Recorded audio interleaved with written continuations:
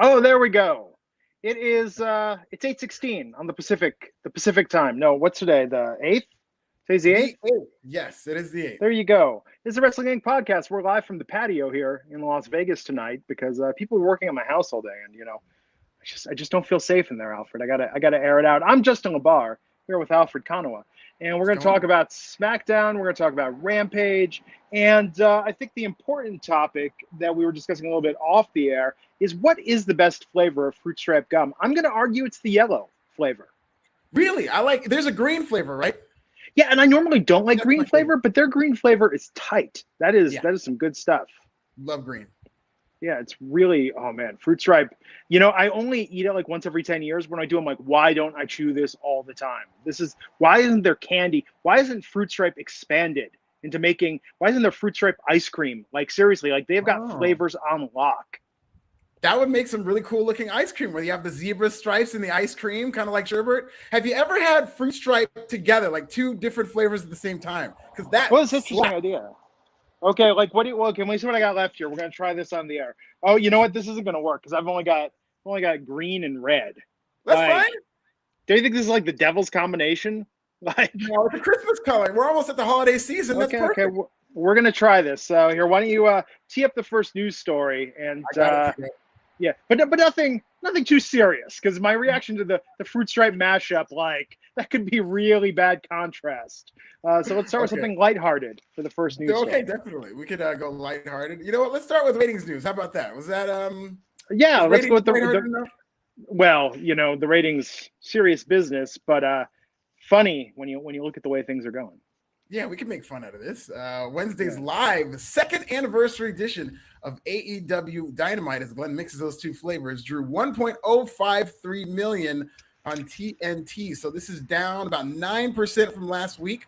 Drew about 1.152 million. Of course, this episode went head-to-head with the MLB playoffs. So this was going to have some tough competition. Not only that, but I did feel throughout this show that there were a lot of matches which weren't necessarily kind of big-time matches. They were more or less showcases. You had Darby Allin versus Nick Comoroto. You had that opening match as a group match. So a lot of these matches didn't carry any stakes until, of course, the end where you had Hangman Adam Page's unadvertised return to the casino ladder match. So listen, again, AEW has established a floor of 1 million, which is very good in terms of a secondary wrestling company being able to consistently draw out 1 million viewers.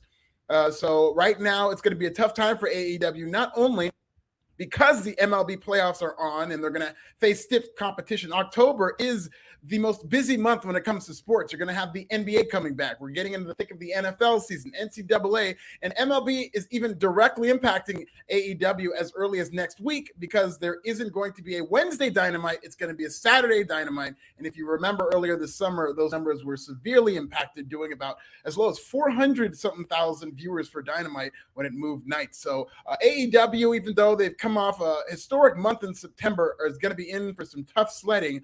But despite the tough sledding, and before we get your opinion on that, Glenn, how is the mixture of red and green?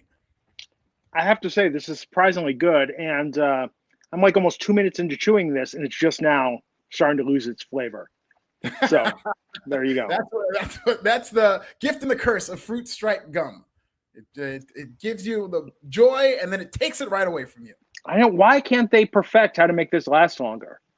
Yeah. I think it's so a secret that they know it'll keep you addicted. I think that's what it is. I remember as a kid, talk about joy, when you would just get the fat pack of it. I've got a little 5-pack out here that I just blew through. When you get that fat pack of it, you could just sit there and just it's like that was a good hour's worth of flavor enjoyment if you timed it right. Yeah, I would eat it like it was Skittles. Oh, absolutely, man. Why aren't the fruit stripe Skittles people coming together? This is just printing money. But on the ratings, that's interesting. I think, a Dynamite on a Saturday, that's going to be tough. Yeah. Interesting the anniversary show didn't do better. It's a weird time for ratings in professional wrestling right now. I mean, I'm assuming we've also got teed up in the news stories this news about NXT's demos, the demographics. Yeah. Who's watching NXT 2.0? Yeah, let's go for it. Yeah. The NXT demo. So recent study has found out that the NXT median age is 62 years old, which is very old. I mean, and this is median. This is like they just took away the smallest number. They took away the biggest number and averaged that. and they still got 62. So that means there are people probably upwards of 80 years old watching NXT. And it's kind of an ironic story because, of course, NXT 2.0's goal is to get younger. They've got all the colors. And it's not like the original NXT was drawing young people. They were a 55-year-old show, but they've only gotten older. Of course, WWE's goal with this NXT 2.0 is to get younger people watching. So I don't know how they're going to be able to turn it around from 62 years old. But, Glenn, do you have any ideas outside of Tony D'Angelo, of course, who's going to save the world? I mean, I feel like a young man. At 45, I'm helping bring down that median age. How is this possible? And there are like 70-year-olds out there watching the show going, oh, that Tony D'Angelo, that kid cracks me up. I mean, like, who is watching this? You know, I mean, like, how is it possible? 62 is the median age? 62 is the median age for NXT. That's very old. Like, I'm not even sure how you get the median age because I always confuse that with the mean, the median, and the average. I confuse those quite often. But regardless, is there, you know, a retirement home with a Nielsen box that's skewing these results? Like, what is going on here? I mean, the show is in Florida, so maybe they attract a lot of Floridians who are just out there retired, trying to enjoy some NXT. I mean, I don't know what the answer would be because this has been a problem not only in WWE but in wrestling in general, as wrestling tends to skew a little bit older. They do very well in 18 to 49, you know, in terms of weekly ratings on Raw and even AEW and whatnot. But wrestling audiences do tend to be older. But in the case of NXT 2.0, I just think, I mean, the only answer is to give autonomy, complete autonomy to some younger minds in WWE. And I don't see that happening. And when I say younger minds, I don't mean like, you know, 40, like younger than Vince. I mean, young, like the people in their prime, maybe some of the writers who might have a better handle on the product. But this is clearly a product that is not connecting with people in terms of overall viewership, especially up against these sporting competition. It did 632,000 this past week, which is a big drop from its premiere.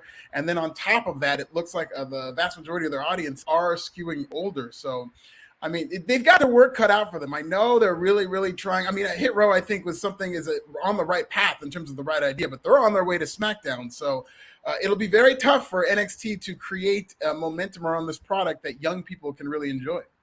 I would like a reaction of all the over 70 NXT viewers that are skewing these results and weighing them so bad. Like a reaction cam to them watching all the Hit Row segments, especially the Cypher. Yeah, especially the Cypher. Especially the Cypher. I'm sure that because that Cypher was very polarizing. A lot of people did seem to like it, but then there were quite a few boomers who were not big fans of seeing all these young stallions on there freestyling. But I don't know. They're just going to have to. I don't know if the answer is going to be revealed anytime soon. I mean, it's all going and filtering through the mind of one man. I think it's a little overblown that Vince McMahon has complete control, and this is Vince McMahon's NXT. I do think he's more involved with it, and I do think he has more influence on it, but it's going to take a complete different mindset in this NXT, and I don't think we're going to get that anytime soon. Yeah, this is just crazy. This is just absolutely nuts. So hopefully it is what it is, folks. Strap get in. Some people over. Get some younger people over, and maybe they're going to bring some young people with them. But they've got some work cut out with them in terms of garnering a young audience. Also, I don't trust people that don't like hip hop. Hip hop has been around for 40 plus years now. There's something you like. Yeah, I don't care what it is. You know, Jason's in his 40s now. You know, maybe Jay-Z's rapping about a lot more grown folk stuff. So now there is something for people who don't like hip hop. So if you don't like it, you're just making excuses. You know, a lot of these rappers are seasoned now. And I think guys like Jay-Z, Nas, and even Eminem have gotten better with age in terms of what they rap about and how they rap. And, you know, hip hop's just a beautiful art. And you're such a pro, Glenn, because the next story is hip hop oriented. Oh, well, there you go. Did you hear The Rock's what he's calling a debut in rap, but you know, wrestling fans know that him and Wyclef Jean with "It Doesn't Matter" was his first rap song, which slapped. I love that song back in the day. But did you hear his new song with Tech Nine, Glenn? No. I have to go out with Tech Nine. Really? Yes, that was my reaction because I heard late last night that The Rock, he tweeted out, "I'm going to have my first rap song tomorrow." And I was like, oh God, Rock, you know, oh man, really? Like you've got a 100% approval rating. You really don't need to go out there and take all these risks. You found your lane. And then I heard he was going to do it with Tech Nine, who is, I mean, Tech Nine's an OG and he raps super fast and he's really one of the greatest ever. He's a great rapper. So I thought, man, he's going to rap on the same track. That's like having your first boxing match with Mike Tyson. And, yes, and then they cut to The Rock, and he says, "My name is Dwayne, and I'm here to say." Oh, well, listen, I heard it, and it was trash. Okay, I love you, Dwayne. I love Dwayne, but I got to keep it a buck. I'm a hip-hop guy. I love Dwayne The Rock Johnson. He could do no wrong in my book until tonight. Tonight was the first night that Dwayne The Rock Johnson ever did wrong for me because his verse, Tech 9 was fire as usual, and he's got a couple other guys on there. And The Rock, what's crazy about this is he closes it out, which is like, you know what I mean? Like, if you ever rap on the level of he's in the Busta Rhymes scenario slot? Like, he goes last? Yes. He's following Dave Chappelle. You know what I mean? Like, you don't want to go last on a song with Tech 9. I'm open-minded when it comes to hip-hop. I've listened to all of Enzo's records only once, from start to finish. Yeah. There was a song about his grandmother that was quite nice, actually. I think Fieldy's Dreams is probably the worst hip-hop I've ever heard. That's the bass player from Korn who decided to release a gangster rap album all about his love affair with smoking weed in the early 2000s. If you've never heard Fieldy's Dreams, that is perhaps the worst rap record. I'm curious if The Rock can top that in terms of awfulness. It's called Feel These Dreams. I gotta check that Feel out. These, because it's Fieldy's from Korn. Okay. So Feel These Dreams. You'll probably make it through 2 songs maximum. That's the one where people tap out. Yeah. Wow. Yeah. Give it a listen, Glenn. And in the chat, I want to hear what you guys say. A lot of support for The Rock, but I want to hear what you guys think about The Rock's rapping. And be honest now, especially if you're a hip-hop head. Listen, I like The Rock. In fact, I love The Rock. He's on my Mount Rushmore of wrestlers. And I did want this to be good, but I can't let him get away with this, man. It was very short, though. He kept it very short. So that's the good thing about it. But The Rock, hey, good for The Rock for going out there and, giving his all on a track with the guy of the caliber of Tech 9. But definitely out of his league.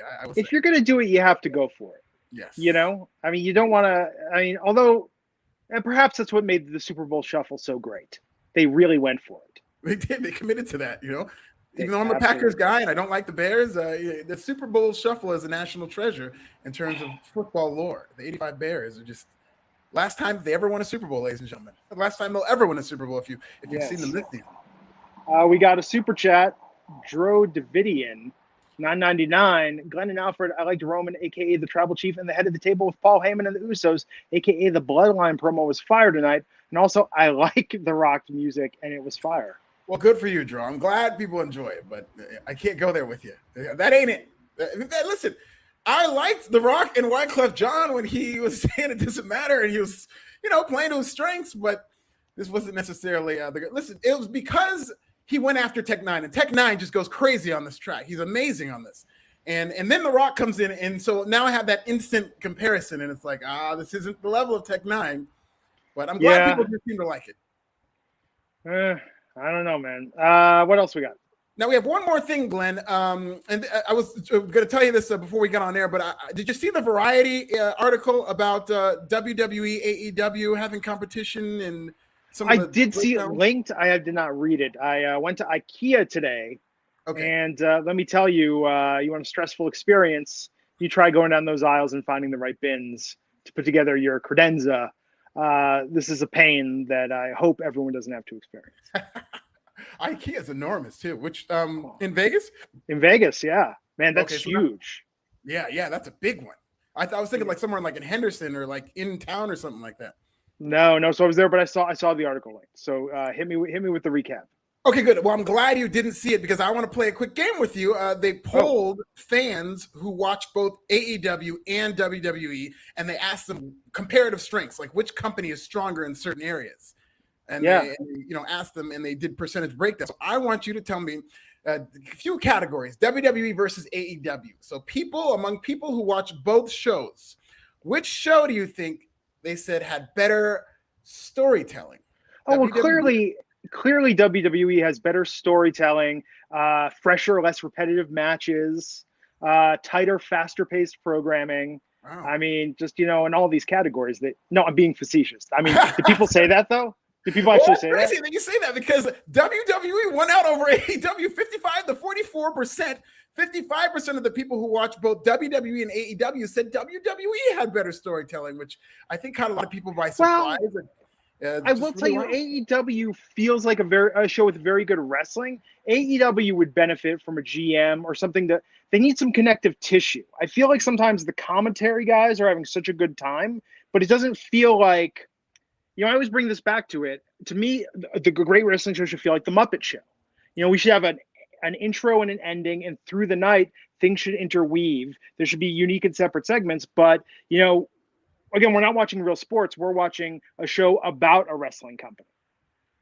Right. No, that's a good point. And I do think, because even though I prefer AEW storytelling right now, I'm watching in the lens of somebody who watches wrestling all the time. And I think people who watch AEW and WWE are used to that WWE style. And so they don't see somebody set up. I really don't think it needs necessarily a GM, because that's something that WWE has kind of cornered the market on. But I do think people feel an absence of storytelling, because AEW does tend to be very inside in how they tell their stories. And you really have to read between the lines to see where they're going with these things. So maybe it's confusing some people, but they did prefer the storytelling. Now, we'll run through some more of these matches on TV, WWE or AEW. Who do you think won?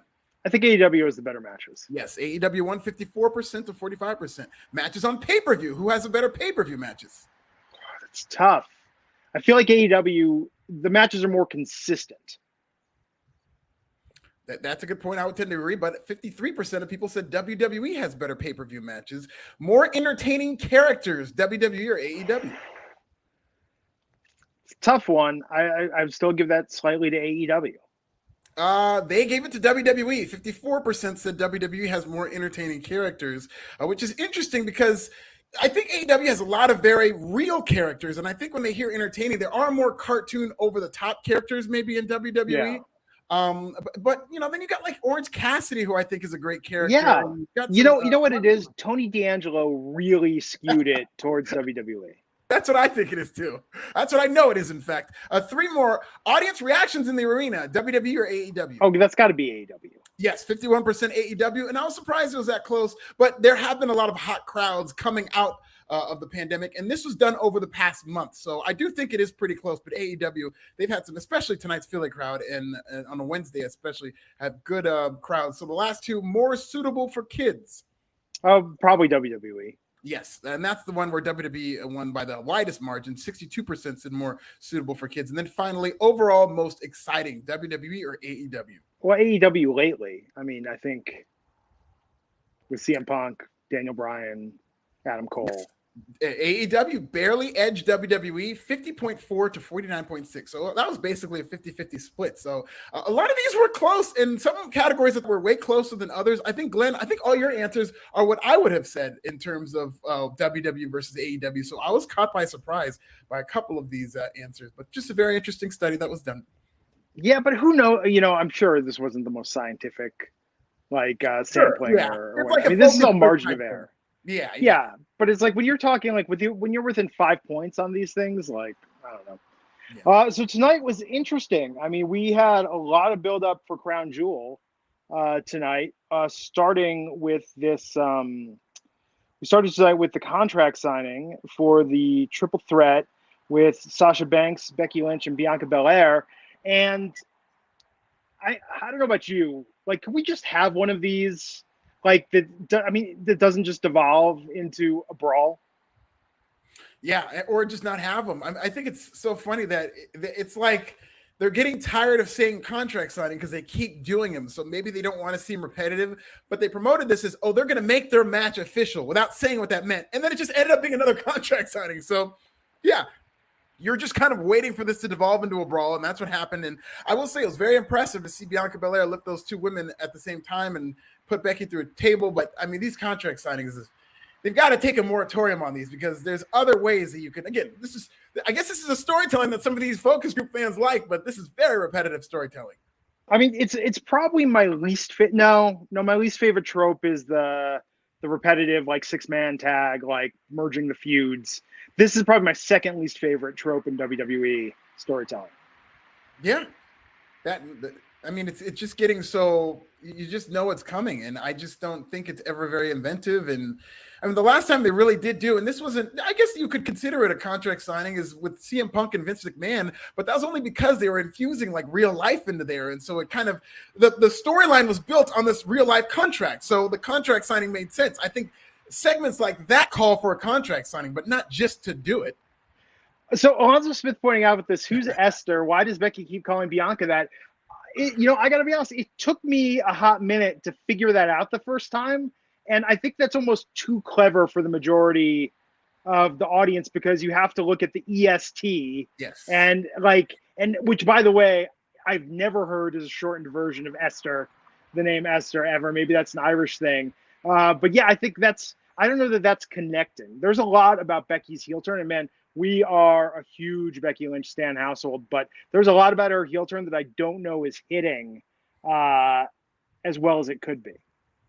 Yeah, and Esther actually took me the whole show for me to realize, like, why did she call her Esther? I don't understand that. But yeah, I mean, that is kind of clever. But yeah, Becky Lynch the problem with the heel turn is she's a good performer, in fact, a great performer, but people love Becky Lynch. They haven't gotten the chance to celebrate her now that she's come back, because she's immediately a heel. And so it comes off as forced. And I think she thinks she has to go that extra mile. It's ironically enough, it's the Seth Rollins problem, where I just think I don't really like this Seth Rollins character. I think naturally Seth Rollins is a great babyface in terms of how he wrestles, and people want to cheer him based on that. So he feels he has to go all the way over the top and wear these wacky coats and his glasses and his suits, and it just comes off as a child putting together a wrestling character instead of like an actually cohesive heel. And I think that's the same problem that Becky Lynch. Maybe she's getting tips from Seth Rollins in terms of how to be a heel, and that's not the guy you want teaching you how to be a heel. Yeah, that's wow, like a kid putting together a wrestling heel character. Yes. That's pretty brutal. It is, man. I'm going to put a jacket on, and then I'm going to have my glasses, then I'm going to have this coat, and then I'm going to have this laugh and cackle, and none of it like ties together. I don't know what this character is going for. It's like Seth Rollins watched the Macklemore thrift shop video and was like, I've got it. I know who my character is now. Or we watched I was playing that when I was testing the speakers here. I was playing that, and my wife was just like, really? That's what you're going to blast for all our neighbors? It's like, hey, just got to make sure these speakers work, man. But so we went from that, and that was a good segment. I mean, yeah, Bianca lifting both women. That was tight. That made her look really good. Man, it's going to be – okay, so here's my question for you. So we got Charlotte coming to SmackDown. Sasha and Becky are staying on SmackDown? Yes, Sasha and Becky are staying on SmackDown. So is Bianca.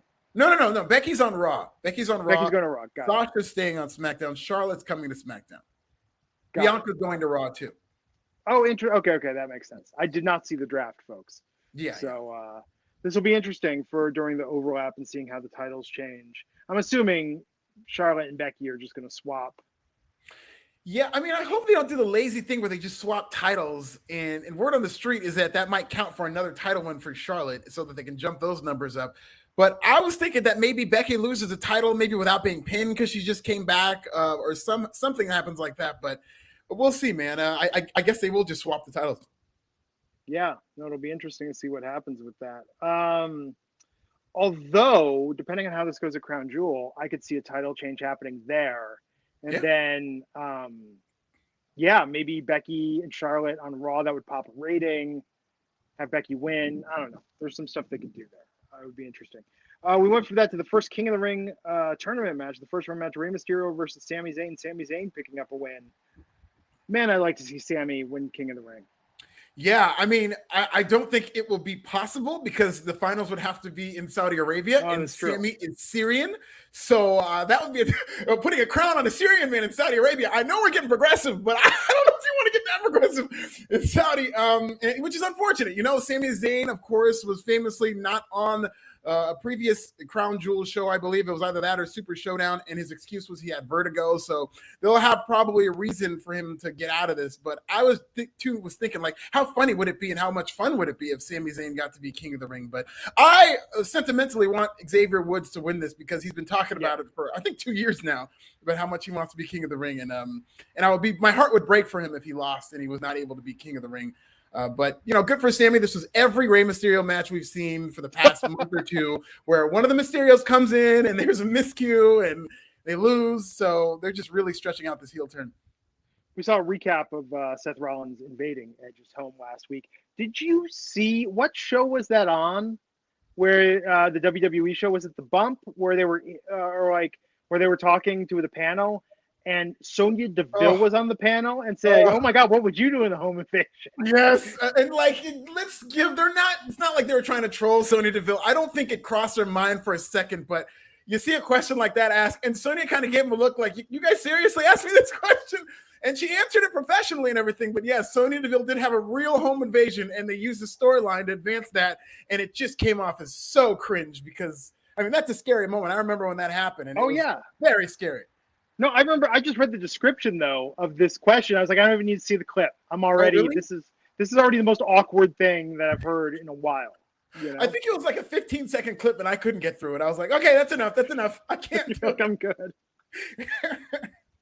Okay, so Zelina Vega took on Toni Storm, the first Queen's Crown tournament match. Why not Queen of the Ring? Did they explain that? Yeah, I don't know. WWE loves their branding. Maybe there's a trademark on Queen of the Ring, but yeah, I definitely prefer the Queen of the Ring. But what are you gonna do? Okay, so Zelina Vega won this match. What are they doing to Toni Storm, and what is with this gimmick? She grew up, her mom listened to a lot of 80s music. Could you imagine if we were children in the 90s or the 80s, and it was like, well, she grew up and her mom listened to a lot of 50s doo-wop, so she's really adopted that, wearing poodle skirts to the ring as her gimmick. That would have been the corniest shit ever. Yeah. And this is part of the problem as to why I think their audience is so old, is this is the worst way to promote somebody in terms of, their mom liked something, so now she's going to embody that. How am I supposed to cheer for a babyface like that? How am I supposed to connect to that babyface as somebody who's either in their 30s or people in their 20s? It's not only is the 80s thing kind of a played out idea, but the fact that she got it from her mom, and it's just a weird way to tell a story. And then now she's out here losing in the first round. But it's one of those things where people were complaining that Zelina Vega kept losing and losing and losing. Now she's winning, but winning at the expense of a Toni Storm, who I think a lot of people like. But we'll see where this goes. But I just do not like this 80s wild child thing with Toni Storm. And why is the explanation not that she traveled to the future in a time machine? There you go. And is now adapting to our modern world? Yeah, that could be great. They could do something like a she met with Doc Martin, or what's it? Doc Brown. Doc Martin. That's good. She does wear Doc Martens, but she met Doc Brown and Marty McFly, and they could do something like that. But I think it's a terrible gimmick, and I don't think it's something that'll get over. What's crazy is that they promote Shotzi Blackheart, or at least she probably does more of it herself in terms of being a big horror fan. And she likes a lot of these horror movies from another time, but it's legit. And I think it's really cool. And she incorporates that into her character. And I think it's cool how she does it because it's authentic. I just don't believe this 80s thing with Toni Storm. I think it's some idea somebody had, and she does the best to incorporate it. And it's just going to happen. She's getting paired up with Dolph, right? Is Dolph staying on SmackDown? This is just... Yeah, I believe Dolph. He was on Raw this past Monday. So him and the Dirty Dogs are on Raw. I don't know where they're headed or if they got drafted in the supplemental draft, but they did do something quickly with Dolph Ziggler. And she liked Rick Boogs, and they dropped that too. Well, there you go. So she lost tonight. So I'm not feeling great about Toni Storm's main roster run. Yes. Antoine Fair, $5. They're telegraphing this Balor win. I could see the toys now. Demon King, Finn Balor. Also, Tony and Pants, no. Really? Why? What would you rather see? Would you like her in a skirt? What's wrong with Tony and Pants?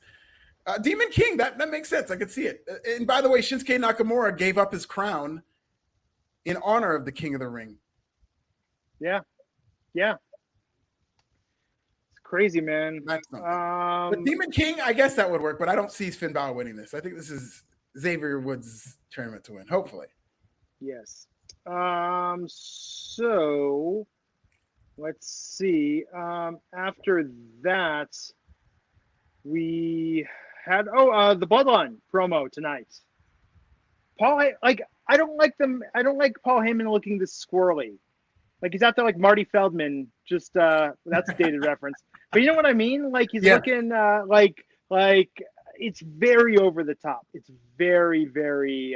It's a bit much. I do think he's playing it up a lot, but I do like Paul Heyman's performances in these segments, and I do like the story that they're telling here. I think this is very intricate in that they're keeping you guessing in terms of whose sides Paul Heyman is on, and he's a man in crisis. I think that's what he's trying to convey, is that he's in a tough situation between Brock Lesnar and Roman Reigns. It was also, his explanation site was a little bit Princess Bride. Where it's like, well, wouldn't you think that I would think that Brock would think, and therefore if Brock thinks that, and you would think, like, it was very all over the place. I hope there's a very surprising outcome to this. We'll see. I could see it going either way. I could see a couple of things happening, and that's why I like this story. They could have him turn on Roman Reigns at Crown Jewel, and he goes with Brock. Word on the street is this is going to build to a WrestleMania match, so maybe he goes with Brock for a while and then turns on Brock at WrestleMania and comes back to Roman Reigns, maybe vice versa. But I think this is something they could play out over the course of months, where even if he does pledge allegiance and show that he's been with Roman Reigns and he chooses Roman Reigns at Crown Jewel, he could always go back to Brock if they continue this feud. Yeah, we'll see. We'll see where it goes and what happens. But this was a great promo. Roman, top of his game, as always. Yeah. It's crazy because Roman is a heel, and every week he does that acknowledge me thing. They cheer like crazy. When he says acknowledge me, they cheer. And it's funny because he said acknowledge me, and they cheered for him. And then he goes, acknowledge Paul, and they booed Paul Heyman. Just all of this, man. All this is, Tonight Show moved pretty fast. But yeah, I mean, I don't know. Crown Jewel, what kind of ratings do these Saudi pay-per-views do? I mean, what kind of viewership do you think they do? It's going to be on like a Thursday in the middle of the day, right? Yeah, and it's going to be on Peacock, so ratings numbers are pretty hard to come by with those, but I do remember, at least for the first one, the first Saudi show did a very low number in terms of what WWE Network tends to do, and a lot of, I think 30,000 people might have canceled their subscription just based on the uproar of them going to Saudi, and really? I don't know if that carries over. People actually did that? I thought we just threatened to do that all the time. No, I mean, I think by and large, because WWE Network had at the time millions of subscribers, close to 2 million, maybe 1.5 million. But, so 30,000 relatively is a drop in the bucket. But I know that there was significant cancellations for the Saudi show. But now who knows how that's going to affect it. And again, like you said, Thursday during the day is such a tough time. Most people are at work. So it's a tough time to watch it, and we'll see. But the numbers have been exceptional. There was a report earlier that said that the numbers for Peacock have been exceptional in terms of WWE viewership. It's really helped NBC Universal, and it gives me more reason to believe that they're going to offer WWE a contract to probably buy the company, because it's really helped subscribers. It's helped bring eyeballs to Peacock, helped a lot of numbers. Yeah. So Carmella defeated Liv Morgan in their Queen's Crown tournament first round match. What, man, like, Liv can't catch a break. Yeah, I agree. I mean, Liv is very talented, and every time it seems like they're good, she's a Charlie Brown of WWE. Every time it seems like they're doing something with her, they move the football, and then she's back to square one, and she loses clean. And they've got Carmella out here now wearing this mask gimmick. And the heels swept the night tonight. I noticed that there was one match where Finn Balor won, but that was a babyface match. And in matches between heels and babyfaces, all the heels won. And Liv Morgan she's seemed like she's been ready to really get pushed as a top star for a while now, but they always seem to take one step forward and two steps back with her. And it's good that she's young. I think she's like only 26 or something like that. But she's been there for a long, long time. And they screwing with her, I think. Steve Marcuccielli, $4.99, saying, did too much star power get removed from SmackDown? Would Cross be a better fit on SmackDown? Yeah, I mean, any change of scenery, I think it's a lost cause with Karrion Kross, unfortunately. They got off to the wrong foot with him. They had the thing with the helmet, and I think people have already decided that this isn't going to work in terms of live crowds. He doesn't get any reactions. I mean, you can only do so many squash matches, and until you have to have him start beating real people. But I don't even think that's going to help him. So yeah, maybe he would be a better fit on SmackDown, but it looks like he's staying on Raw after the WWE draft. Kayla Braxton was backstage with Mace talking about coming over from Raw to SmackDown. That's where you're headed, Karrion Kross. Yeah, Mace status. That Mace promo was not good. It was very, very scripted, and he's using all these buzzwords. He's going to annihilate. I'm glad they're giving him TV time, but it just didn't do anything for me. It said, Mace, how do you feel about being drafted? And he should have said, feels so good. You should have said that. See, that would have have been a great promo. Bad, bad, bad. They need to buy the rights to that song. What's up with Mace? Did he come back to hip hop a decade ago? He left. It's not only hip hop, he came back to gangster rap. He went from being a preacher and then he went back to gangster rap, and like he was Murder Mace all over again, joined G Unit. So he went all the way in. What? And now he's back saying the good word of the Lord. But yeah, I would like to see that. Listen, Puffy and WWE have a good relationship. They've done a lot of things together. I'm sure they can get a Puffy discount on Mace's theme music. Yeah, no, I'd love to hear it. Stella Just Olympus $4.99 saying Vince hates Liv, or Vince hates LOL. Liv to AEW confirmed when her contract's up. I think Liv, man, and I know this would be potentially a step down. She could be someone you could build like Women of Wrestling around as a top baby face.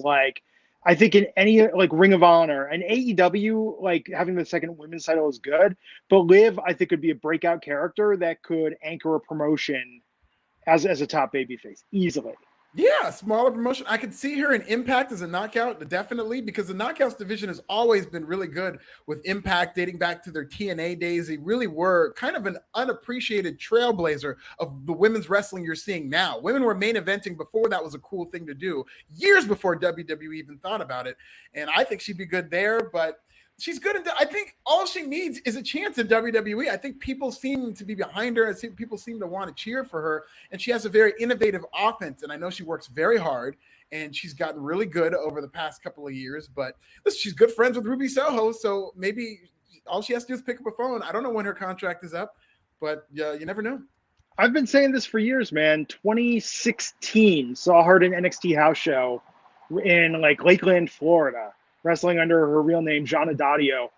She had just so much star power then, just absolutely someone that you just couldn't take your eyes off of, and I think it's amazing. And she's only gotten better, but she had great athletic ability from the beginning. And yeah, I think she's the complete package. I don't know what they don't see in her.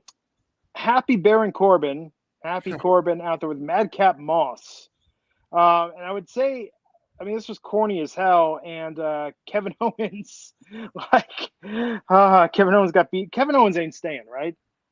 They're not booking him like he is, and this is weird because they said it's going to be Happy Corbin, or what is it called? Happy Talk with Baron Corbin. Yes. And our guests are the Street Profits, and then Kevin Owens comes up and gets his ass kicked. So, I don't know why they didn't have the Street Profits in there. And from a kayfabe standpoint, if the Street Profits were scheduled to be on the show, you've got to think they weren't too far from there. So why didn't Kevin Owens just recruit the Street Profits to come to the ring with him so that they could fight those two guys? I don't know why Kevin Owens continues to go in there, but that's not what a credible babyface does. And Kevin Owens has seemed pretty checked out for a little bit, and this is not doing him any favors in terms of him potentially wanting to stay. I know his contract's coming up soon, but when's the last time you really felt like Kevin Owens mattered? Was it that Roman Reigns feud, and he even lost then? Oh yeah, it's been a while since Kevin Owens has been booked as just kind of one of the upper echelon stars there, and it's kind of a waste of talent in what they're doing with him right now. Look at his social media. He seems much more interested in his cats than the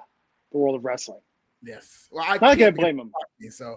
But I still respect Kevin Owens. Wait, he blocked you, really? He blocked me over an argument he had with Melissa Joan Hart, and I took her side, and she liked the tweet, and that was the last I ever heard from Kevin Owens. Wow, what was that argument about? Sorry, I thought it was kayfabe. I'm a '90s kid, so all I said was I always stand by Clarissa explains it all, but not. He blocked me immediately because I took her side on an argument. It was like a kayfabe argument I think they were having, and I don't even know what it was about, but they had some Twitter spat.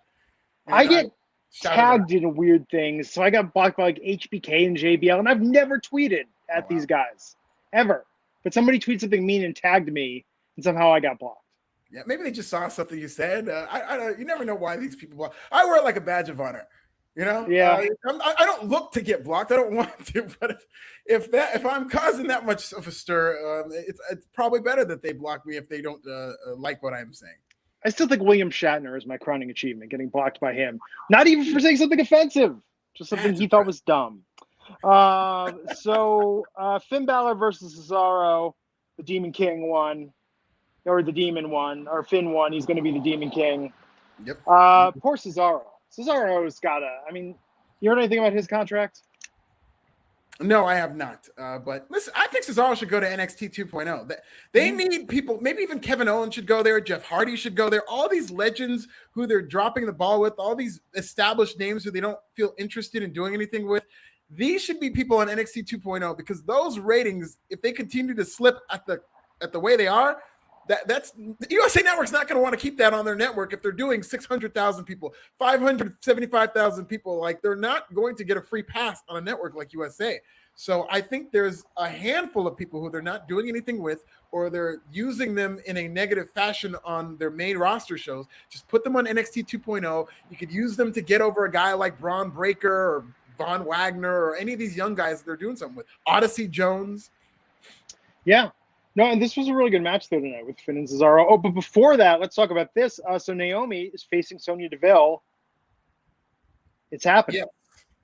That is what we are led to believe. I don't think it's because I'm very excited to see this match, but I hope they save it for a pay-per-view or like I don't know if they'd be able to do it at Crown Jewel. I don't know what their quota is for women's matches there, but I would like to see this on a bigger platform. And the way that this happened, it seemed like Sonya's got something up her sleeve where she's going to be scheduled to face Naomi, and then Naomi will go out there, and then maybe Sonya will bring in a ringer. Maybe there will be some rule change that'll hurt Naomi or something. But yeah, this was good, I think, what they did with Sonya Deville and Naomi. It was exciting. And it was weird that calling like the season premiere. This didn't feel like a brand new, because the draft doesn't even take place the draft doesn't go into effect for 2 more weeks. Yeah, why can't that be the season premiere? It's going to be after Crown Jewel when you're resetting all your storylines. This is smack dab in the middle of them building toward Crown Jewel, and it's a season premiere. Go figure. It's very weird. And then the go home segment, Seth Rollins confronted by Edge. Big takeaway that they're going to have a Hell in a Cell match at Crown Jewel. But what did you think of these promos tonight? I thought, it was a little too much Seth Rollins for me. But I did like the final segment. I did like the fact that it was building toward Edge coming back. Edge came off like a huge star. A good night for Jordans tonight. Roman Reigns wore the Jordan 6s. Edge had the Jordan 4s. Carmella had the Jordan 1s, of course. And Edge looked great tonight, I thought. And I thought that it was really cool that they built to Hell in a Cell, which is not something you see every day because usually they shoehorn that into a pay-per-view. And they built to like the actual Hell in a Cell match based on a blood feud, which is exactly how you should do it. Like, this is the way you build to a Hell in a Cell. So there's nothing wrong with this. I thought this was really cool. I'm old enough to remember the first Air Jordans when it was like, oh my God, these sneakers cost $100. I wish. Oh my God. It's like one Jordan. Maybe the shoelaces cost $100 now. I had one classmate that had them, and it was like at lunchtime, like, I'll show you guys my shoes. Like, everyone could inspect them. And then that was back in the era, like, probably I think kids wised up because you're a bit younger than me, but legit in the 80s, that was the beginning of kids thinking, I wear these shoes, these will make me better, like legit make me better. Yeah. Not like a like Mike scenario, but they thought legitimately this will give me an edge on the court. Of course, yeah, they'll make you fly, they'll make you jump higher, run faster. I mean, yeah, those are the pumps. When you pump them up, the pumps, Reebok pumps, man. Yeah. I had the Reebok pumps. Those were, those were tight, man. Yeah, absolutely. So that was SmackDown tonight, the season premiere. Season premiere, ladies and gentlemen. You know what's interesting about the King of the Ring tournament is in the second round, we could possibly have a matchup between Kofi Kingston and Xavier Woods. I wonder if they're going to pull that trigger. I don't know. That would be very interesting on multiple levels. Yeah. But what did you think about this show? I thought it was okay, but there's more on the show that I didn't like than that I did like, I think. You think about a season premiere and think about what that means, right? Like normally season premiere of Law & Order, which Law & Order is coming back, by the way. I'm so stoked about that. Season premiere of Law & Order is like a big rip from the headlines case. We're gonna push some buttons. We're gonna make some waves. Season premiere of Breaking Bad, like, or Better Call Saul, it's like, well, maybe it's a little slow in parts. We got some housekeeping to do, but it always ends with a big like boom, like a big shocker. This just kind of felt like, well, in 2 weeks, folks, it's going to be a whole new game around here, but now we really need you to pretend to pay attention, to make this show on a Thursday in 2 weeks feel really big so we can get paid for it and they can feel like they got their money's worth. Yeah. Yeah, I don't know what the thinking was behind a season premiere. Maybe they knew they were going up against some pretty big baseball games. Dodgers and Giants are going on as we speak.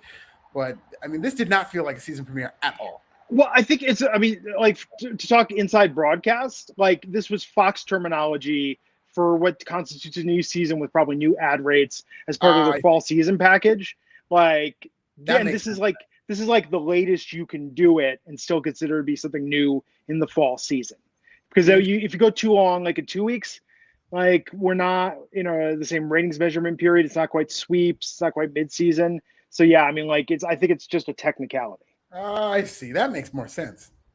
Yeah, but from programming, no, this did not feel like they pulled out all the stops. It's a very watchable show. It just was kind of, my mind wasn't blown. Exactly. The draft episodes sounded far more exciting. Watching those from afar on social media. Rampage tonight on the AEW started off with CM Punk on free TV wrestling Daniel Garcia. What did you think of this match? I thought it was good. This is a really fun match, actually. It's very unique. It's funny because this was a Daniel Garcia match more than it was a CM Punk match, but Punk, I felt like, transitioned to this type of style very seamlessly. And why not? Because he has MMA training. So that's what's interesting about the CM Punk comeback that I really do like. And I kind of forgot about that. He had that long stint where at the very least he was training MMA. Wasn't necessarily lighting the world on fire, but he was training MMA. And so now he incorporates that in his in-ring style. And that's basically how Daniel Garcia wrestles. Was it Taz who said that tonight? Because it sounded like it was sarcastic. Well, he's a trained MMA fighter. I mean, yeah, you can't say that with a straight face, but if he managed to, good for him. But it's the training that really, not necessarily the fighting, but he at least knows how to roll around and do it in a pro wrestling capacity. But fortunately for CM Punk, this was not a shoot. Yeah, it's kind of weird, right? Like. Yeah. You could be the best trained anything. If you can't perform when it's go time, like it doesn't matter, right? Right. But again, this is a carny sport, so you don't want to tell people that he lost and he got beat up. Just tell them that he's a trained MMA fighter, and they'll probably go along with it. Yeah, but it was good that they did this. I wonder how much they can keep pulling this lever, though, and did they do this because of the way Rampage ratings are trending? Definitely this and next week, because they've already announced CM Punk against Matt Sydal for next week. And I'm very interested to see what the number does this week, because even though they've been going down 6 weeks in a row, lowest rating ever, the first hour of the Grand Slam show where they did 2 hours, the first hour did a pretty good number, 727,000. Mm-hmm. And when CM Punk was wrestling, it peaked at over 800,000. So I'm not saying this is going to do those type of numbers, but I do think that CM Punk wrestling on this show, advertised especially, is going to be enough to end that streak to where maybe they do closer to 650, 675. But if they keep going down after this, I think it's panic time. I honestly, comparatively, they're doing well in terms of against the other shows. It's probably going to be a top 5 rating on a Friday night, but numbers wise, that's not good if they continue to slip below 622,000. Francesco Fagliano, love that name, said apparently SmackDown's 2.5 hours next week. Next week, SmackDown's on Fox Sports 1. It's a supersized SmackDown. I didn't know what that meant. So 2.5 hours. So now they're trying to mess with AEW. I see. Oh, so they're encroaching on that AEW. I like that. The Friday Night Wars. So maybe we will get that Naomi versus Sonya Deville match. Maybe because if they're going to build it like a supersized SmackDown, I could see them giving that away on this show. Very interesting. If SmackDown needs anything, it's more time. Yeah, exactly. If wrestling in general needs anything, my God, I remember last time that Grand Slam show, that's 11 hours of wrestling, and I'm just like, I never want to do this again. And it looks like we're headed to that again. But this was a great match tonight. CM Punk got the win. I want them to keep him feeling special.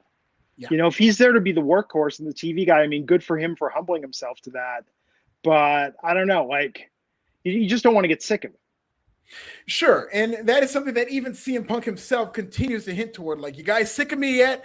And I do think they're going to eventually get to a point sooner rather than later where he's actually wrestling legitimate dream matches. I was talking to Glenn about this on Wednesday. Oh, yes. Where we were talking about CM Punk and how he continues to wrestle all these younger guys. And that's very noble. And he's getting some good matches out of these guys, don't get me wrong. But sooner or later, he's going to have to start wrestling the Kenny Omegas, the MJFs, of the world. The bigger stars that they have in AEW, the Bryan Danielsons, so that he can pop numbers on Dynamite, so that people can get more excited about CM Punk matches. And obviously it's going to get there. So I guess we're just going to have to wait it out. So I missed a couple weeks. So Leo Rush is on AEW as a manager now? Yeah, he's a stockbroker now. So he's doing this. Well, I wouldn't say stockbroker, but he's doing LBO Leo. So he's a leveraged buyout Leo. So talks numbers and investment. And, like this seems like the most WWE gimmick on AEW. Why don't they ever come out like in a green banker's visor? Like the old timey puffy shirt with and he could just have his adding machine, and be out there. Go check the ticker tape. He'd be doing that if he was in WWE. He'd even have the big Gordon Gecko cell phone if he. Oh yeah. From Paulie Dangerously. Yeah. What I do like about the gimmick though is Leo's an incredible talker. He's an incredible talker, and they're pairing him with Dante Martin, who's a phenomenal athlete. He can actually kind of talk himself, but it is a limitation of Dante Martin. But it is a hole in his game that I think Leo can fill is talking for Dante Martin. I think those two. And then when Darius Martin comes back and it's top flight, Leo Rush, let's go! Like those, if they could be a trio, my goodness, they're gonna have some incredible matches. Well, I mean, what I want to see. So they set this up for Matt Sydal to face CM Punk next week. I want to see Leo Rush in the ring cutting a promo, going toe to toe on the mic with CM Punk. Oh, in my mind, that's like a dream segment. Yeah, because he's the one who set up the CM Punk match, so we might be able to get something like that on a Dynamite to build to this match. But I would love to see Leo Rush go toe to toe. I mean, I'm sure CM Punk would have some sick burns for him, but listen, Leo can clap back with the best of them. Let me tell you, Leo's my guy, and he can talk with Leo's the best great. So I would love to see it. No, Leo is fantastic. So Stellar Justin Lopez 2.0499 saying, I see you're doing a half-hour head-to-head with us. Can't wait to finally beat your main show head-to-head. Tony Khan's tweet. Wait, Tony Khan really tweeted that? Damn, Tony wants to smoke. Wait, did Tony really tweet that? Somebody confirm that. I can see Tony doing that. Oh man, yeah. Can we please confirm whether or not Tony Khan did tweet this? Well, it's going to be on Fox Sports 1, so they could actually do it. If this was on Fox, no way. Well, they couldn't do it on Fox because Fox has a 10 p.m. cutoff, hard for local news. Right. But FS1, those FS1 SmackDowns, haven't those done less than 1 million? Terrible. They do like 800,000, and I think AEW should be favored to beat them. But the only reason I think they wouldn't be is because Rampage has done so terribly in recent weeks. But they have CM Punk on that show. I do think that Rampage is in good position to at least say from an aesthetic standpoint that we beat SmackDown. Now, it was an FS1 SmackDown, but they could always say that they beat SmackDown. Yes, yeah, Tony Khan did tweet that. I saw you're doing a half-hour head-to-head with us. Can't wait to finally beat your main show head-to-head. It's been a long time coming. See you next Friday for AEW Rampage on AEW on TNT. Oh, Tony, talking that good stuff. Are they taping it? Are they taping it Wednesday or is it live? Wait, you're talking about Rampage? Yeah, Rampage next week. Rampage is going to be taped. They got to save something. They got to figure out a way to do some sort of surprise segment. Is there a debut? Can Braun Strowman debut in AEW? Like, what can they do next Friday? This is just bragger. It's like when The Simpsons beat The Cosby Show. Like, you just need to do it. Just from a mental point of view, you need to show that you can take down the king. Yeah, I mean, I do think they have a very good chance of doing so. And I don't. People are saying it's live. Is it live? Oh, it's live. Oh, it's all live. Shit. Oh, that's right. That's the Miami show, so it is live. Oh, they're gonna pull something. They have to. Yeah, they've got to do a surprise because they already announced the match Inner Circle versus America's Top Team. So that's going to be a pretty loaded show. That show's definitely beating SmackDown on FS1, unless they have Brock Lesnar coming in, unless they've got. Well, yeah, they do have Brock coming into SmackDown. Brock's going to be on FS1. Wow. Like, how weird is that they're using a Brock appearance on a night that their viewership is almost guaranteed to be nothing? Wow. They're just going to have to really promote this show. It's going to have to be more than just putting these big names on there. When you're switching from one network to another, people are creatures of habit. So you need to just promote the hell out of this. And I don't know how much they're going to be able to do that. Yeah. So the Lucha Brothers beat the Acclaim tonight. Yes. And I loved Max Caster's rap. He says, everybody loves the Acclaimed in Philly. We put the Lucha Bros on ice like Gritty. We killing every city that we landed in, packing that heat like my name's Arn Anderson. Come on. This is the best thing on the show, I thought. When did Arn Anderson and the Gun become like Left Eye burning down a house? They like the reference everybody's dropping. You know what I mean? Yeah, no, I do. Remember the late 90s? Every rapper had a reference to Left Eye burning down her boyfriend's house. Oh, Everybody had that in their bars. Yeah. Well, the hip hop, the culture will never forget about that. I think Nicki Minaj had a reference about that. But yeah, that was a very iconic moment. Andre Rison, poor guy, former Green Bay Packer, Andre Rison, who won a Super Bowl with us, got his house burned down by Lisa Left Eye Lopez. And that is a comparison for Arn Anderson. Now, that's all I'm going to think about every time I see Arn Anderson, who's actually becoming one of my favorite things right now. I'm going to think of Lisa Left Eye Lopez. Hey, if anything, he was the left eye of the Four Horsemen. So he was. He came in there and gave them some bars. And Arn Left Eye Anderson did a guest verse with NSYNC. Yeah, or that Space Cowboy song, which hasn't aged well. You ever listen to that? Do you ever listen to that entire NSYNC record? I haven't listened to it recently, but that song really, it's one of those songs. Yeah. I secretly liked some of NSYNC, but like I was a guy, so you kind of got, I hate all boy bands and whatnot. But that, if you want to ride, oh man, I like that shit. What was JC talking about in that song? Here it comes, Millennium. Everybody's talking about Jerusalem. Like, this is a boy band song?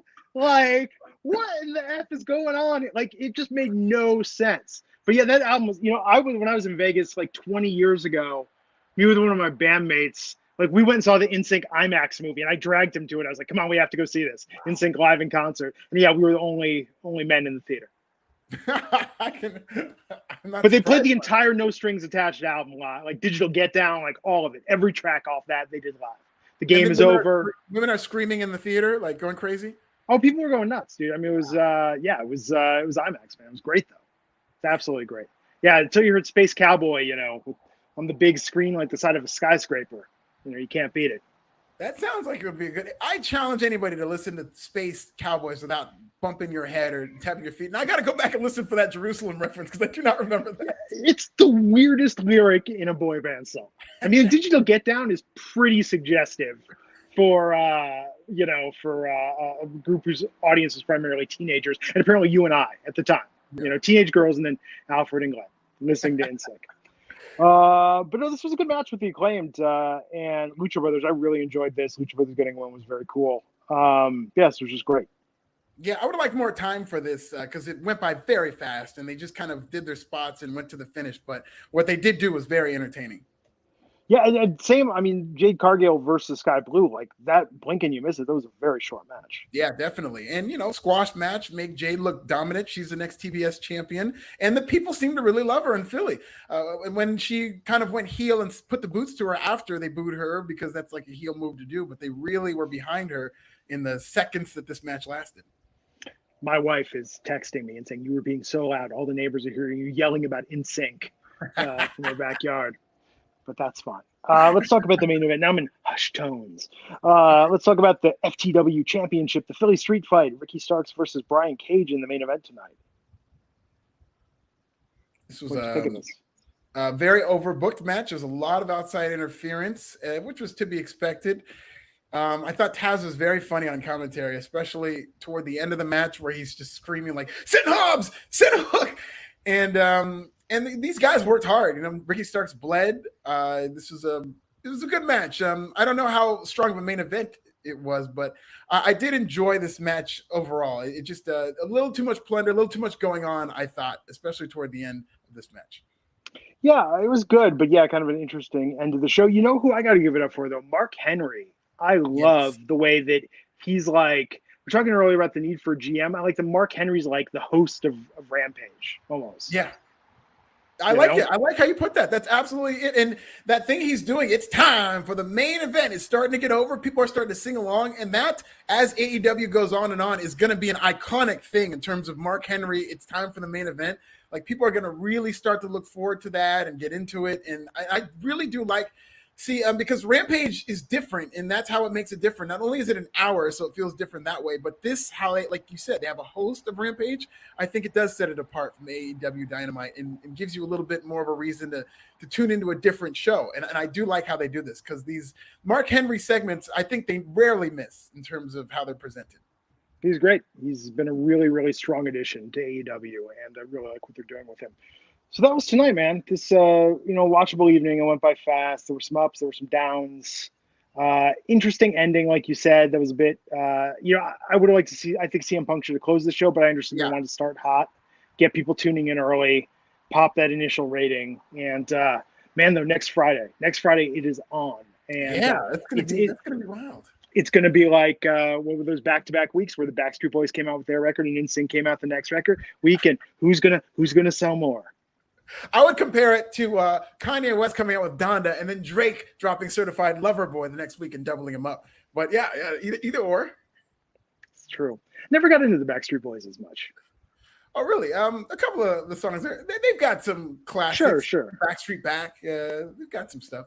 But NSYNC's like not the first record because whatever. But No Strings Attached and Celebrity, like solid from start to finish. And Celebrity, the production by BT, like one of the best electronic music producers in the world. Like that is just such a sonically interesting record to listen to. But no, I'd have to say NSYNC was probably my favorite, like of that generation. I mean, my all-time favorite boy band's New Edition, hands down. But I think of that generation, probably NSYNC. And second, I'm going to say O-Town. Oh, really? O-Town. Very interesting. I remember that was that like MTV generation. Making the Band, yeah. Yeah, from Making the Band. Yeah, I remember that. Now, BT, the producers, are those the guys from Sweden that like they're just No. So BT's an electronic musician who I know you're talking about, like Max Martin. There's a whole episode on Netflix. This is Pop series about it. But BT did like a famous Tori Amos remix. He did a lot of dance records. Like he has some great solo records. His record Satellites, fantastic. But if you listen on the end of Pop, it was his idea. He has like his signature stutter step drop, and he took Justin Timberlake's beatboxing and then cut together that. Like he manually cut together that entire bridge section and that extended ed section of the electronic version of JT beatboxing. Oh, wow. Yeah, like just go back and listen to Pop and listen to that bridge. Like that's not JT doing it live. That's JT did it and then BT like cut it, spliced it, screwed it, put it back together. And it just, I got headphones. Like it would sound so incredible. Really? I thought it was JT. I thought it was all or if not mostly JT. He's very enhanced. Very enhanced. Jackson Callan told me he knows a member from Motown came to his work every week. I'm going to guess is it Jacob because Jacob from Motown worked construction for a while, at least when he was on the Ashley Parker Angel reality show. And I remember that reality show. That was the one where he would pause time and then he would talk to the camera. It was really bad. I remember that. Ashley Parker Angel too good to come back for the O-Town reunion. It's all the other four guys. No Ashley. Have that Ashley Parker Angel money if you want Ashley Parker Angel. Got it, man. Soundtrack to Your Life, underrated song. Probably one of the better songs. Anyhow, that was the show tonight. Thank you, everyone, for tuning in. Have a great weekend, and we will catch you back next week on the Wrestling Inc. podcast. Take care, everyone.